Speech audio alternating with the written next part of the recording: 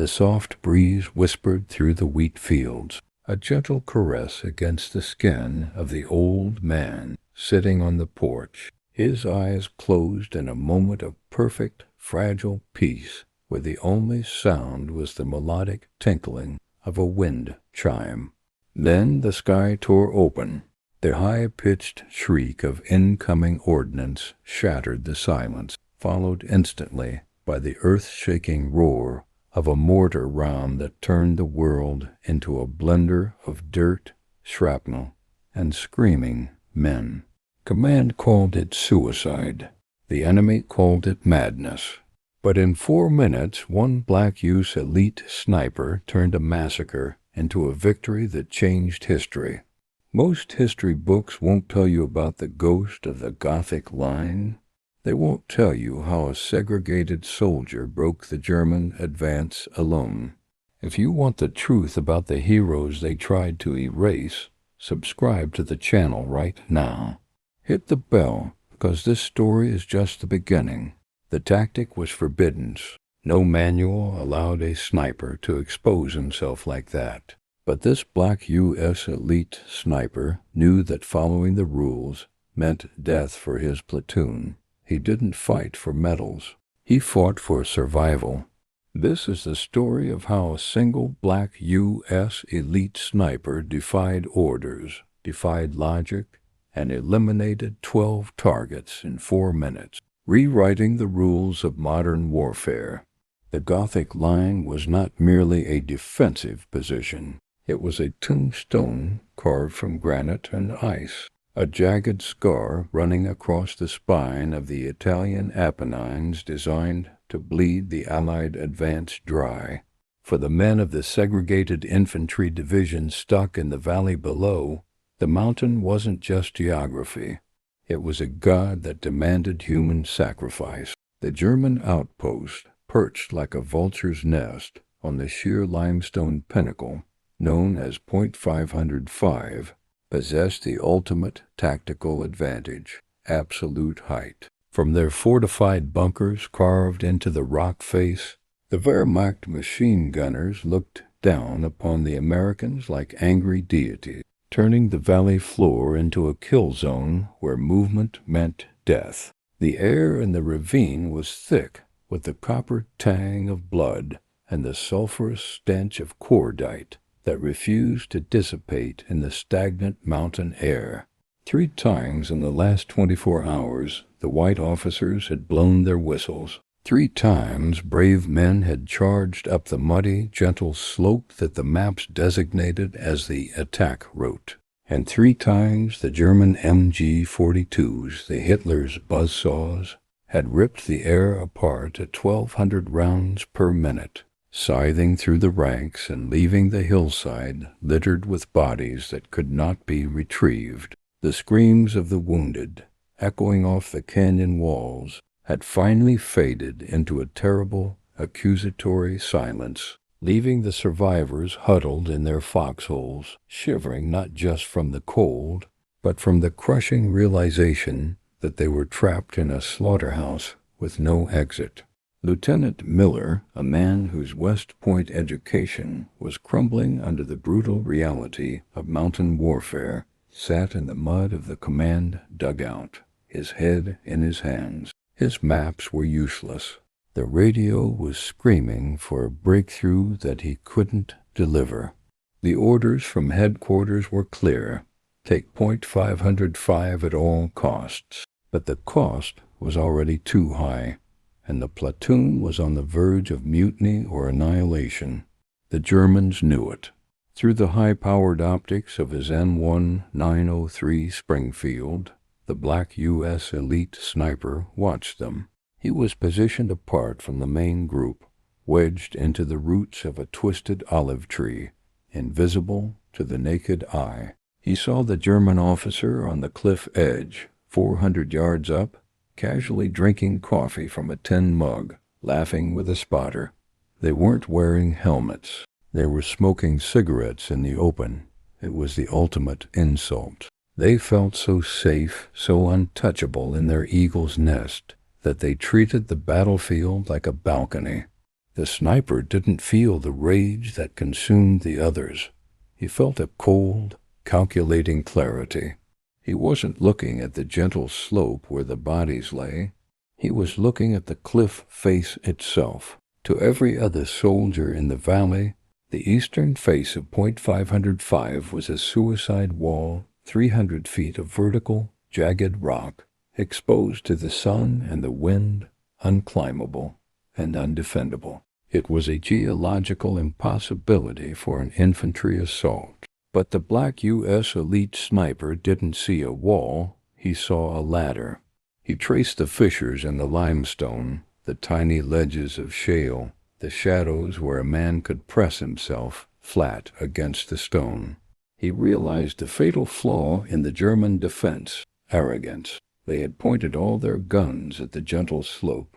They had mined the trail. They had zeroed their mortar on the tree line. But they had placed 0 guards on the cliff face because they believed no human being would be insane enough to climb it in combat gear. It was a blind spot born of superiority. If a man could scale that face, he wouldn't just be flanking them. He would be emerging from the floor of their own fortress, inside their perimeter, closer than their own mothers. The sniper lowered his rifle, the plan crystallizing in his mind like ice. It was reckless. It was against every regulation in the manual. And it was the only way they were getting out of this valley alive. He slid back from his position, moving with the silent grace of a predator, and made his way to the command dugout. The mood inside was funereal. Miller looked up, his eyes red-rimmed and hollow. When he saw who it was, the quiet marksman from the segregated unit, his expression hardened into dismissal. "I don't need reports, Private," Miller snapped.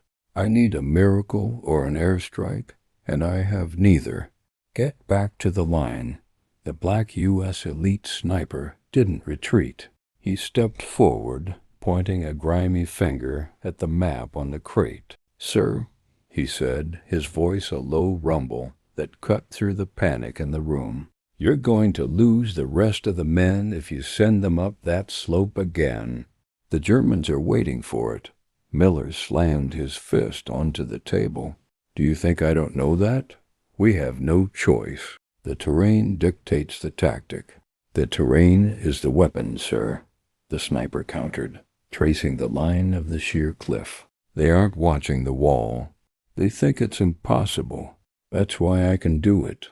Miller laughed, a harsh, incredulous sound. "The cliff? That's 300 feet of vertical rock. You'd be exposed for 20 minutes. One look from a sentry and you're a stain on the rocks. It's suicide." The officer looked at the black U.S. elite sniper with a mixture of pity and frustration. He saw a man desperate to play hero, not a tactician. "I can't authorize a suicide mission," Miller said, turning his back.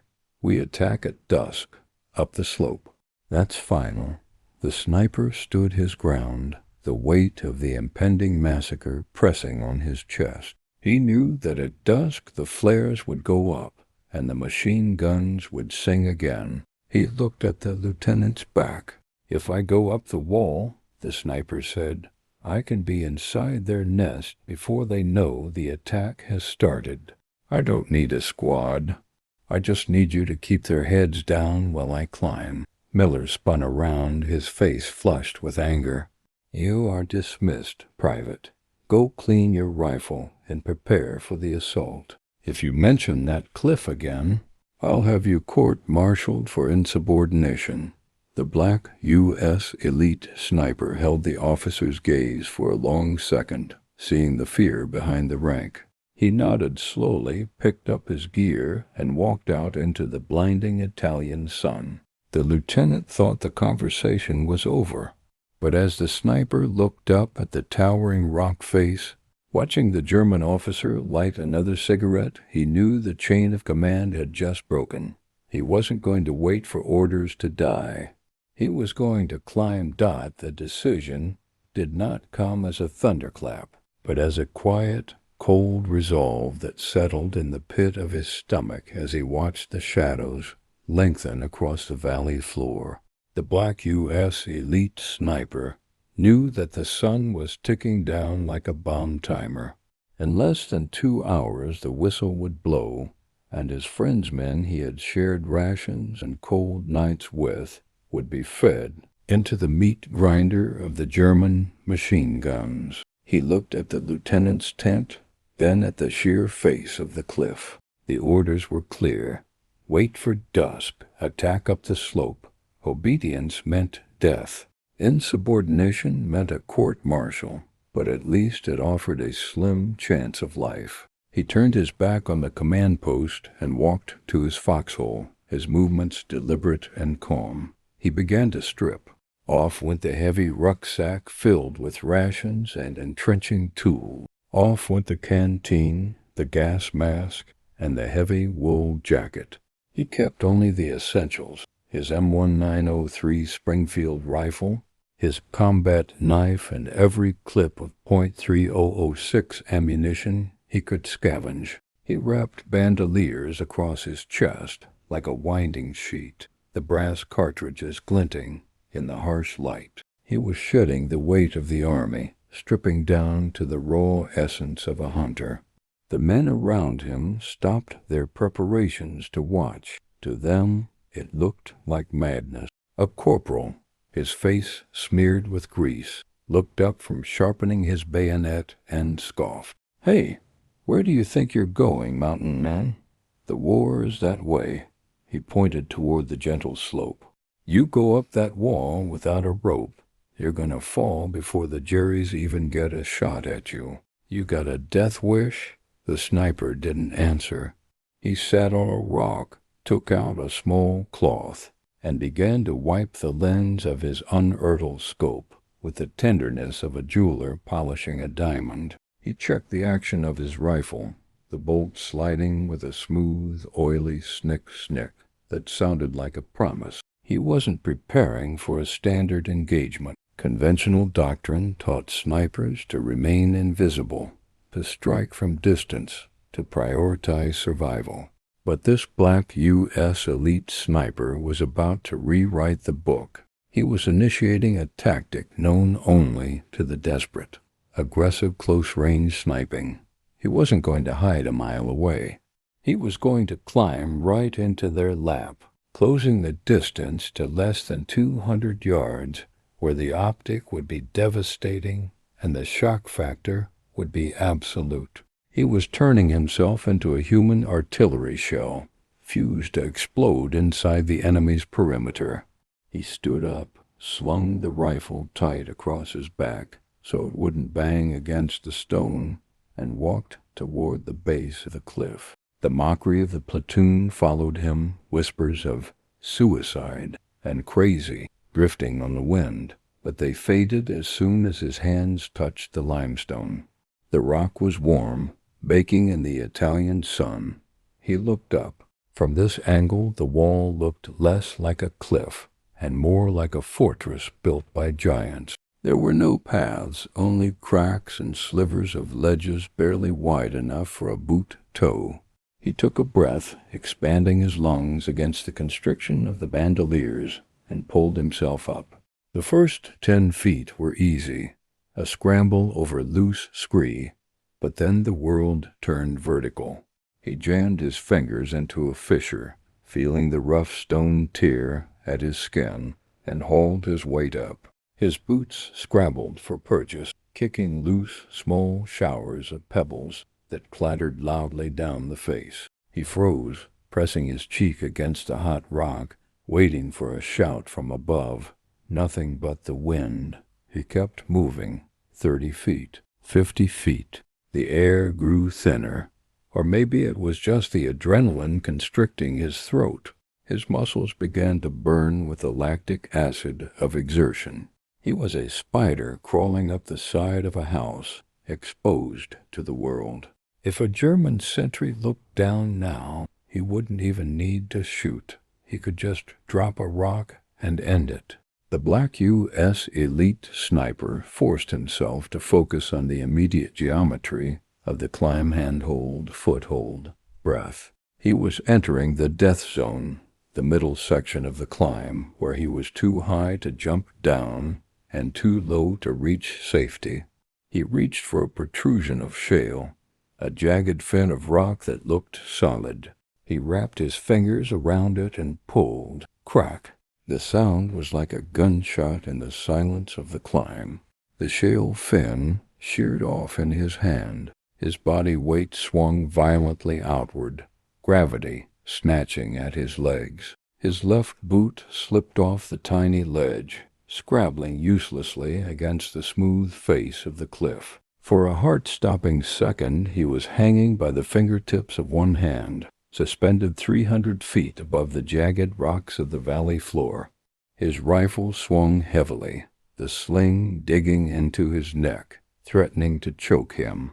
He gasped, his heart hammering against his ribs like a trapped bird, and managed to jam his right boot into a tiny crack, arresting his fall. He froze, his face pressed into the dirt and moss of the crevice, dust filling his nose. The noise of the breaking rock echoed up the canyon walls, amplified by the acoustics of the stone. Was Wardass? What was that? The voice drifted down from above, casual, bored, but terrifyingly close. The black U.S. elite sniper stopped breathing. He looked up, squinting against the glare. Over the lip of the cliff, 60 feet above, a gray helmet appeared. A German sentry was leaning over the edge, looking directly down at him. The sniper was exposed, a dark smudge against the white limestone. There was nowhere to hide. He tightened his grip on the rock, waiting for the shout of alarm, waiting for the muzzle of a Mauser to appear over the edge. But the sun was directly behind him. The afternoon glare hit the German sentry squarely in the face. The soldier squinted, raising a hand to shield his eyes, scanning the wash of white light. To him, the cliff was just a blinding sheet of glare. He grunted, tossed a cigarette butt over the edge, which fluttered down past the sniper's shoulder, and turned away. Muttering about mountain goats, the helmet disappeared. The black U.S. elite sniper exhaled a breath he had held for an eternity. He was alive, he was undetected, and he was now 60 feet from the kill zone. The near-death experience didn't shake him. It sharpened him. He found a new handhold, tested it twice, and resumed the climb. The easy part was over. Now the killing would begin. The last 10 feet of the ascent were a crucifixion of the muscles, a vertical torture rack where every inch gained was paid for in agony. The black U.S. elite sniper was no longer climbing with strength. He was climbing with will. His fingers were raw meat, the tips shredded by the limestone, leaving bloody smears on the white rock that dried instantly in the wind. His shoulders screamed with a lactic burn so intense it felt like liquid fire was coursing through his veins, threatening to seize his arms and send him plummeting into the abyss. But he didn't stop. He clawed his way over the final lip of rock, dragging his body onto a narrow, precarious cornicing of shale, no wider than a church pew, situated directly beneath the overhanging lip of the German machine gun nest. He lay there, pressed flat against the stone, his chest heaving against the cold rock, gasping for air in silent, ragged hitches. He was so close he could vibrate with the enemy's presence. He wasn't just near them. He was underneath them, occupying the terrified blind spot that military architects called dead space, a zone so close to the defensive wall that the guns above couldn't depress low enough to hit him. He was the parasite attached to the belly of the shark. As his heart rate hammered in his ears, slowing from a panic rhythm to a predator's stalk, the sounds of the enemy filtered down to him. It was surreal. He expected to hear shouted orders, the mechanical sounds of readiness, the tension of men about to kill. Instead, he heard laughter. He heard the clinking of tin cutlery against plates. He smelled the pungent, savory aroma of frying sausage and the thick, oily smoke of cheap tobacco. The Germans were having lunch. They were relaxed, joking in their guttural tongue, completely secure in their impregnable fortress. They believed the Americans were paralyzed in the valley, cowering in the mud. The arrogance of their comfort fueled a cold, hard rage in the sniper. While his friends down below were writing their last letters home, convinced they would see the sunset, these men were complaining about the quality of their coffee. The black U.S. elite sniper slowly unslung his M1903 Springfield. The movement agonizingly slow to avoid the scrape of metal on stone. He checked the chamber. 1 round. 4 more in the internal magazine. 7 clips on his chest. He nudged his body upward, inch by inch, until his eyes were level with the jagged rim of the cliff. He peeled his eyelids back, ignoring the sweat stinging his vision, and took his first look into the lion's den. The plateau was a chaotic clutter of ammunition crates, sandbags, and relaxed soldiers. Time seemed to slow down, the world filtering through the lens of his tactical mind. He didn't see people. He saw a target list. He began to catalog them, mapping the geography of death in his head. Target 1, the officer, a captain, tunic unbuttoned, standing by the map table, laughing with a cigarette in one hand. He was the brain. He had to die first. Target 2, the radio operator, sitting by the comms unit, headphones around his neck, eating bread. He was the voice. If he lived, he would call down mortar on the valley. Targets 3 and 4, the machine gun crew. They were leaning against the MG-42, facing away from the cliff, looking bored. They were the muscle. Targets 5 through 12, riflemen scattered around the perimeter, cleaning weapons or napping. The black U.S. elite sniper memorized the distance to each one. The officer was 15 yards away. The machine gun was 10.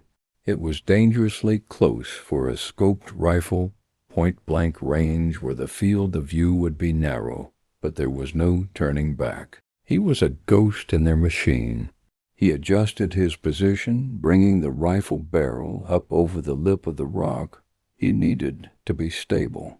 He needed to be perfect. 1 miss and 12 men would turn and shred him in seconds. He breathed out, settling into the bubble, that hyper-focus state where the universe shrinks to the crosshair. He was ready, but then the universe threw a variable he hadn't calculated. The crunch of boots on gravel broke the rhythm of the lunch chatter. The German captain, Target 1, stood up from the table. He stretched his arms, yawned, and turned. He began walking directly toward the cliff edge, directly toward the spot where the black U.S. elite sniper lay hidden. The officer wasn't alerted. He was just stretching his legs, perhaps coming to look at the view or flick his ash into the void. The sniper froze, his finger hovering over the trigger. The footsteps got louder. Crunch, crunch, crunch. The officer was 10 yards away. Then 5. The black U.S. elite sniper could see the shine of the man's belt buckle, the stitching on his boots. If the officer took 2 more steps, he would look down and see a camouflaged American lying at his feet. The element of surprise was evaporating by the second. The plan to initiate the attack on his own terms was gone. It was reaction time. The officer took another step, his shadow falling over the sniper's face. 3 seconds before discovery. 2 seconds. The black U.S. elite sniper didn't wait for the scream. He didn't wait to be seen. He shifted his aim from the chest to the face of the approaching man. The time for climbing was over. The 4 minutes of hell were about to begin. The German captain was 3 steps away, his shadow casting a long, dark pall over the black U.S. elite sniper's position, when the logic of war dictated that he must die. But the sniper's mind was operating on a different frequency, a cold, strategic wavelength that prioritized the mission over his own immediate survival. If he shot the captain now, the radio operator 20 yards away would have time to scream into the handset, alerting the mortar batteries to level the valley floor. The platoon below would be wiped out in seconds. The choice was agonizing, instantaneous, and suicidal.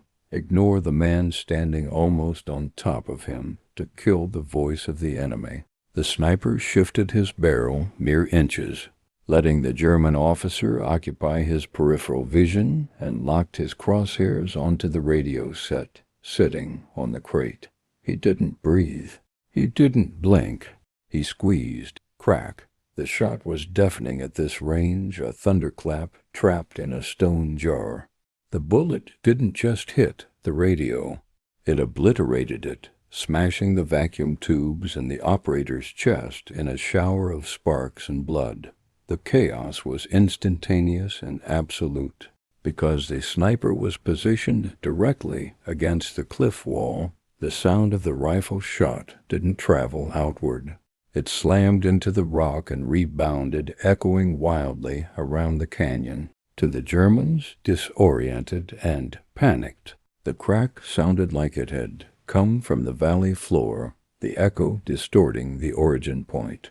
The captain, startled by the explosion behind him, did exactly what training dictated. He dove flat, scrambling away from the cliff edge, believing the fire was coming from below. He had no idea he had just stepped over the Grim Reaper. Minute 1 was a symphony of confusion. The Germans were shouting, "Sniper, Talsal, Valley Bottom," diving behind their sandbags, pointing their weapons down the slope. They were protecting themselves from an attack from the south, completely exposing their backs to the east. The black U.S. elite sniper rose from his prone position. This was the moment of suicidal madness. He stood up on the narrow ledge, fully exposed, towering over the prone enemy soldiers like an avenging spirit. He worked the bolt of the Springfield with a fluid, violent grace clack, and lined up his next target, the machine gun crew. They were frantically swiveling the MG-42 toward the tree line below, searching for a muzzle flash that wasn't there. The sniper aimed at the gunner's back. Bang! The gunner slumped over the receiver. The loader, confused, grabbed the dead man's shoulder. Clack, clack, bang, the loader fell backward. The MG-42 fell silent before it had fired a single shot. Minute 2 brought the transition from confusion to terror. The sniper was now operating inside the enemy's OODA, loop observe, orient, decide, act. He was moving faster than they could process reality. He was less than 50 yards away from his targets, a distance so short for a sniper rifle that the scope was almost a hindrance, filled entirely with the gray wool of uniforms. He kept both eyes open, using the scope only for the final millisecond of target acquisition. He moved along the ledge, a wraith in the smoke. A rifleman to his left stood up, pointing down the hill. Bang! Down. Another soldier near the tent turned. Hearing the mechanical action of the bolt, he saw the sniper. For a second, the German soldier froze, his brain unable to comprehend the sight of a black U.S. elite sniper standing inside their perimeter, calm and statuesque amidst the panic. That second was his last. Bang! The soldier dropped. The sniper ejected the clip, the empty metal pinging off the rock, and slammed a fresh one home in a single motion. He was a machine, a rhythmic engine of destruction that refused to jam or falter. By minute 3, the illusion broke. The captain, crawling through the dust, finally looked back and saw him. He screamed, a high-pitched cry of warning that cut through the noise. "Hinter uns! Ist auf dem Fels! Behind us! He is on the rock!" The realization hit the surviving Germans like a physical blow. The enemy wasn't a mile away. He was in the room with them. Panic, raw and primal, overrode discipline. Men who had been safely behind sandbags suddenly realized their cover was useless because the fire was coming from the wrong direction. They scrambled up, abandoning their position, running into the open to find new cover.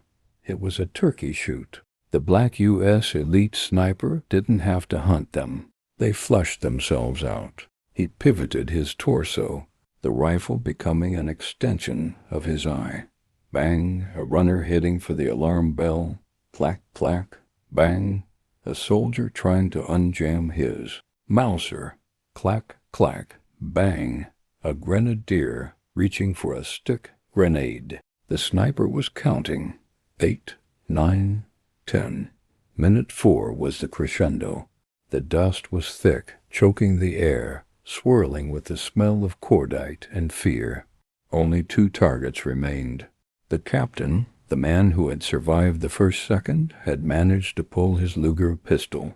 He was scrambling behind the overturned map table, eyes wide with hatred, trying to draw a bead on the figure on the ledge. The black U.S. elite sniper saw the glint of the pistol. He didn't panic. He didn't duck. He trusted the math. At this range, the bullet travel time was effectively 0. He exhaled, centering the crosshair on the officer's chest just as the Luger raised. Bang! The captain was thrown backward, the pistol flying from his hand. His war over. 11. Then, movement on the periphery. The last German survivor, a young private, had broken. He wasn't fighting. He was running. He was sprinting toward the narrow trail that led down the back of the mountain, the only route to alert the main garrison. If he escaped, the element of surprise for the main assault would be lost. He was moving fast, weaving through the rocks, 40 yards away, and gaining speed. The sniper tracked him. It was a difficult shot, a moving target. Running away, adrenaline fading into fatigue. The sniper led the target by 6 inches. He felt the trigger break. Bang! The runner stumbled, his legs folding under him. Momentum, carrying him face first into the gravel. 12. The bolt locked back on an empty chamber.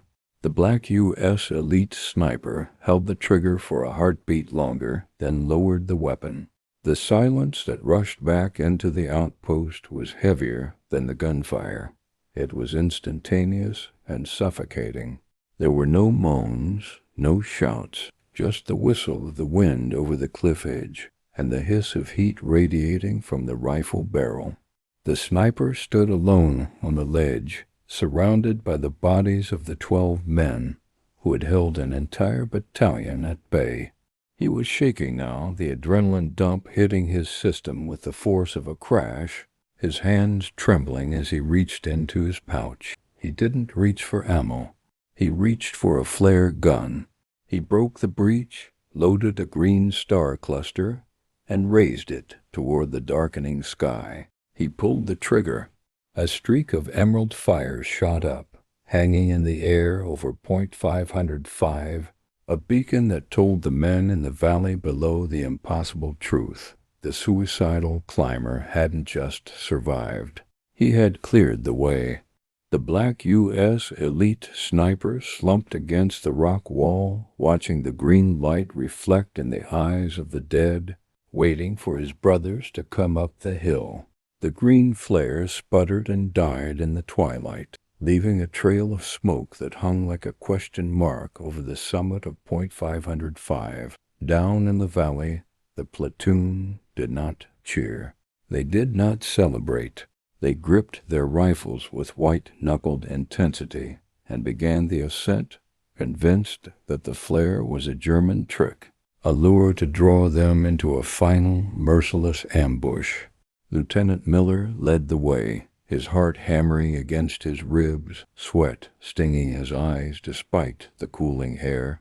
He expected the rattle of the MG-42 to cut them down at any moment. He expected the mortar rounds to whistle. But step after step, yard after yard, the mountain remained silent. The only sound was the heavy breathing of the men and the crunch of boots on loose shale. They moved past the tree line, past the impact craters of previous failed assaults, and finally they breached the perimeter of the Eagle's Nest. Miller vaulted over the sandbags, his Thompson submachine gun raised, screaming for his men to clear the bunkers. But there was nobody to clear. The violence had already come and gone. The scene that awaited them was frozen in a grotesque tableau of sudden death. The Americans lowered their weapons, walking slowly through the outpost as if entering a cathedral. They saw the radio operator slumped over his shattered equipment. They saw the machine gun crew tangled together in death, their weapon unfired, pointing the wrong way. They saw the officer, the captain who had terrified them for days, lying on his back with a look of absolute shock frozen on his face. Miller walked from body to body, counting in a whisper. 1, 5, 9, 12. 12 men, the elite of the Wehrmacht defense, wiped out in less time than it took to smoke a cigarette. And in the center of the carnage, sitting on a crate of grenades with his back against the limestone wall he had conquered, sat the black U.S. elite sniper. He was cleaning his fingernails with a combat knife, his chest heaving slowly, his eyes fixed on the horizon where the sun was finally setting. He looked up as the lieutenant approached, his expression unreadable, devoid of triumph, filled only with the exhaustion of survival. Miller stood over him, looking from the cliff edge to the bodies and back to the soldier. The cognitive dissonance was almost painful. The lieutenant had called the plan suicide. He had called it impossible. He had threatened a court-martial. And yet here was the irrefutable reality of the battlefield. If the sniper had obeyed orders, if he had waited for the dusk attack, the platoon would be dead, cut to ribbons on the slopes below. The suicidal climb had been the only rational move on the board. Miller swallowed the lump in his throat, the arrogance of his rank stripping away to reveal a raw, terrified respect. He realized that the man sitting before him possessed a tactical genius that West Point had never taught. He realized that segregation had blinded the Army to its most lethal asset. "You?" Miller started, his voice cracking. "You did this? All of them?" The black U.S. elite sniper didn't stand up. He just nodded once, gesturing with his knife toward the cliff. "They weren't watching the hard way, sir. They never are. The aftermath of the battle was a lesson in the politics of war. The official after-action report, filed by battalion headquarters weeks later, was a masterpiece of omission. It described the taking of Point 505 as a coordinated assault and credited the victory to heavy infantry pressure. It mentioned the sniper's name only in the footnotes, citing him for meritorious conduct, but burying the details of his climbing feat. The Army of 1944 was not ready to admit that a black soldier had single-handedly outsmarted and outfought a German platoon. They were not ready to admit that a laborer was a superior warrior to the white officers commanding him. But ink on paper could not erase what 30 men had seen with their own eyes. The legend of the ghost of the Gothic line spread through the barracks and the foxholes like wildfire. The story was whispered in chow lines and huddled around fires in the Alps, the story of the man who climbed the sky and killed a dozen men in 4 minutes. However, the tactical impact rippled far beyond the rumors. Intelligence officers who debriefed the unit were quietly astounded by the details of the engagement. They studied the timeline. They measured the distances. They realized that the black U.S. elite sniper had inadvertently pioneered a new doctrine of warfare. Before this, snipers were passive observers, entrenched and distant. This action proved the viability of the assault sniper, a marksman who moves with the vanguard, infiltrates high-risk areas, and uses shock and precision at close range to decapitate the enemy command structure before the main force engages. In the years that followed, Special Forces schools would quietly adopt scenarios that mirrored the taking of Point 505, teaching young soldiers that sometimes the most dangerous position is the one the enemy thinks is safe.